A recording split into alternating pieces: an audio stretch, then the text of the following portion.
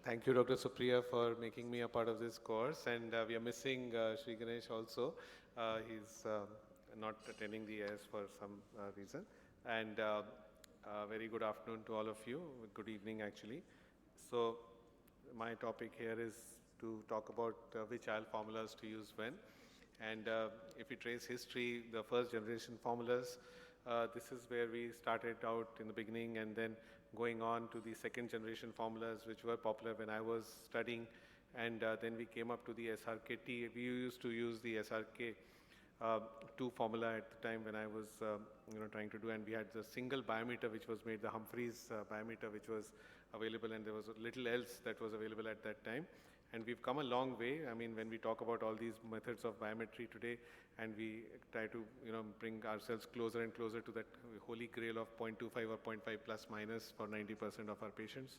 Then the fourth generation formulas, which have again raised the bar, and then today lots of newer formulas. We have the Barrett's Universal 2, of course, the Hill RBF3, the Super Ladas, the Kane, the EVO, and of course some even newer formulas which are now becoming available to us.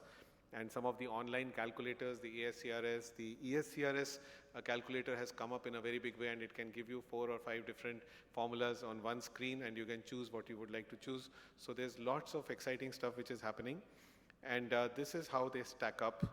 The formulas, and you can see that for the short and normal and long eyes, we used to have this as a much shorter graph, and now if you look at the bottom of this thing, you'll see that the Olsen C, which is a ray tracing formula, the Barrett's 2, which is a Virgin's formula, and the Hill RBF, which is the Hill RBF3 now, which is the artificial intelligence formula, they seem to be doing great from the short to the medium to the very long eyes. And you can see that you don't have to do much. If you have to get 95% of your eyes through, you'll probably choose the Barrett's or the Hill RBF. And some people would like to use the Kane formula as well today, especially for some special situations.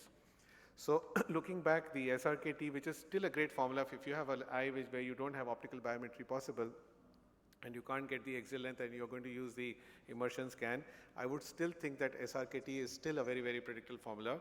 And these can be used for eyes, the SRKT can be used for more than 26 millimeter eyes. So and you can of course use a combination of the Hoffer Q, the Holiday 1, and the SRKT for eyes between 22 and 24.5. And of course again the SRK 1 and 2 are obsolete and should not be used by anyone if you are still using that. Hoffer Q remains a good formula for short eyes, and for especially pediatric eyes, it has been used for many years, and it has stood the test of time. So eyes shorter than 22 millimeters are the ones where you could be using the Hoffer Q. Holiday 2 has remained a favorite for many people, and today, while it may not be a great formula to use, but there are the short to the long, very long eyes for which you can use, but you have to use the Wong-Cock adjustment because when you use the low plus to the minus power range, then the Wong-Cock adjustment for those very long eyes has to be used along with the Holiday 2. The Olsen C, for some reason, was never very popular in my practice. We tried using the Olsen C. It utilizes a concept called the C constant, which is basically a fraction of the lens thickness by which the center of the IOL will locate itself post-op. So basically plays with ELP, and this is a personalized kind of a constant that it has. And this is something, and Olsen C is a ray tracing formula, has been supposed to be one of the most accurate ones, but in spite of repeatedly trying for some reason, and maybe after my talk is over, we can ask the other panelists what is their take on the Olsen C. I was part of the Hill RBF study. We were one of the beta testing sites for the Hill RBF formula and for Warren Hill, and the first and the second formulas which came out were including some of the data from our center as well. It works on artificial intelligence and the RBF radial basis function. And when Hill RBF came out, it was quite an amazing thing because it did not depend upon the ELP, but rather on artificial intelligence. And it was good because it would tell you those eyes which were, where the measurement was reliable, and it would also tell you where eyes which were out of bounds. So you could not use you could use it with like caution. And this was one of the only formulas which actually told you whether the prediction is going to be reliable or not. None of the other formulas actually tells you that. But as Hill RBF evolved in 2018, they came out with the Hill RBF2, which was having a much bigger database, and it was more robust because it was also doing eyes from -5 to +40. And they had now almost 12,419 eyes in the database for the artificial intelligence to work better. and there were very much fewer out-of-bound eyes, and it was possible to aim for residual refractive errors, and it came with the integrated Abulafia-Koch toric calculator as well. And this was part of the LensStar only, because the Warren Hill's formula is either available online or it was part of the LensStar, which is a Hugstrite machine, because Hugstrite funded this study. So after that, today we have the Hill RBF3, which is even more robust, and it can do calculations for biconvex IOLs from +34 to +6, and for the meniscus design IOLs from +5 to -5. And it is also now having more variables. When it started out, it had only 3 variables, and now it can actually take 8 variables, which makes it even more reliable and more predictable. If you can add more variables to it, it will give you more data, which includes the lens thickness, the white to white, the central corneal thickness, and the gender as well. So, and it was found that gender could be an influencing factor for ILPAs, which is quite amazing. And if any of the additional 4 variables out of the 8 are not entered, the calculation will still be done, but it will have less predictable values as compared to when you use all the 8 variables. And so now it's even more robust, and frankly, even for short eyes now, it has a much bigger database, so it is very predictive for short eyes as well. And of course, the gold standard that we've been all so used to now with all the optical biometers, it's very important for us to understand that the Barrett's has to be used with optical biometers. And if we try to use the Barrett's suite with the measurements which are not taking for the optical, you have to make adjustments, which I'll talk about.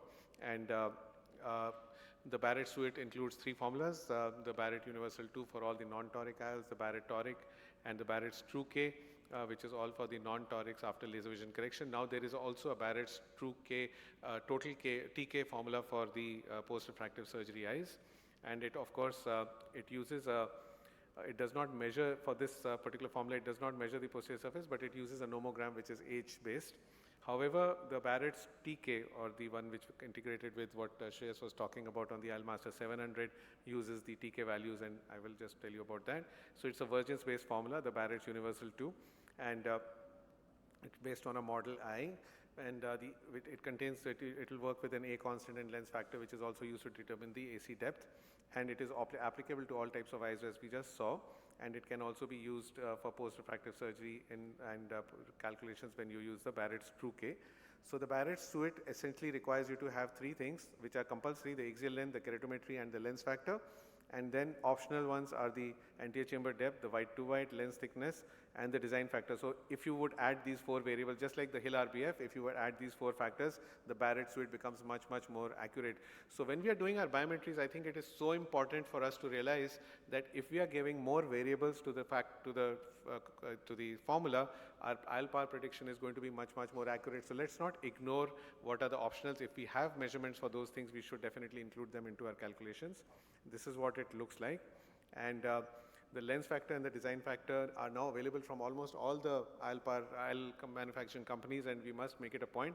Not only that we should have them, I've realized that many of our IOL companies, they actually are not great at entering this data into the optical biometers, and I've found that I use 3 machines like the LensStar and the 700 and the Anterion, and I found that they have been fed with different lens factors and design factors for the same lens. So it makes the calculations totally haywire. So you have to be very careful about ensuring that when you see the printout and you can check the lens factor and the design factor, they should be identical on all the same lens type. At least for the same lens, they should be identical, otherwise it will go totally wrong. Your measurements will not be precise. Going on to the Barrett's Toric, I think I'm going to run out of time, but I'll quickly go through it. The Barrett's Toric calculator, of course, I will not go into details. We are all using it. The Barrett's True K, I think Shreyas covered it a little bit. I came in a little late, but it offers real-time measurements. So the Barrett's True K can be used for all the post-laser vision correction eyes, and it has options for hyperopic, myopic, and RK eyes as well. I do use the ASCRS calculator a lot for all my post-refractive surgery eyes, especially the post-RK eyes, because it takes in data from the OCT, the optoview for the posterior cornea. It can take in data from the pentacam, from the topographer, from the optical biometer. So you have options even for the Galilei and the pentacam and other devices as well. So the more the data that you provide it has a historical data option as well. And then you get a printout something like this. If you have, for example, we have fed in, it gave me the Sharma's, it gave me the Haigis L, it also gave me the Potvin Hill pentacam measurement, then from the OCT and from the Barrett's True K. And then you have to see what you would like to use, and you can take a call on what would work best for you.